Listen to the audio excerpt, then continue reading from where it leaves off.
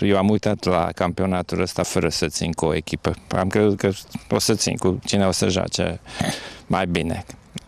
Pe la sfârșit așa că am ajuns că Germania a jucat cel mai constant și cred că a meritat să câștige acest campionat. Bot recunoaște că nu a avut nicio favorită la începutul turneului, dar că pe final și-a dorit ca Germania să triumfe. Au investit mult, au mii de antrenori pentru copii și juniori, nu lasă nimic la voia întâmplării, sunt un exemplu bun de urmat. Dacă nu investim și noi în copii și juniori, fotbalul românesc se va duce la vale.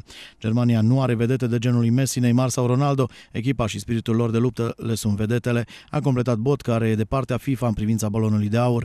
A fost mari dezamăgiri, câteva țări mari de fotbal, ca Spania, Italia, Anglia, câteva țări care, de exemplu, Belgia, câteva țări care nici n-ai auzit de ei, Costa Rica, care a făcut bună impresie.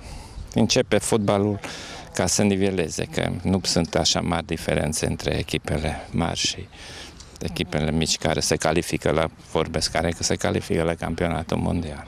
Și până la urmă e o victorie a fotbalului, pentru că e sport de echipă, nu? Nemții au demonstrat că poți să anihilezi o vedetă, nu poate să joace doar Messi sau... Messi, săracul, a ajuns acum să joace singur, să ține toată echipa singur. A și meritat. După părerea mea, nu că nu a mai fost așa jucător ca el, care a fost în formă așa de bună, dar el, cum a chinuit singur, cred că a meritat balonul de aur, nu? Pentru campionatul ăsta mondial. Fotbalul s-a uniformizat, Costa Rica sau Columbia ne-au arătat acest lucru. În schimb, Italia, Anglia și mai ales Spania au rămas datoare atât propriilor fani, cât și fotbalului mondial. Vom vedea peste 4 ani ce va fi în Rusia. Sunt convins că Putin va organiza totul perfect. Legat de Brazilia, chiar a fost o lună cu fotbal de calitate, stadioane frumoase și cu spectacol pentru noi, cei care ne-am fost implicați direct, a încheiat Gabi Bot. Germania a câștigat aseară campionatul mondial după ce a învins Argentina în finală prin golul lui Götze în minutul 113.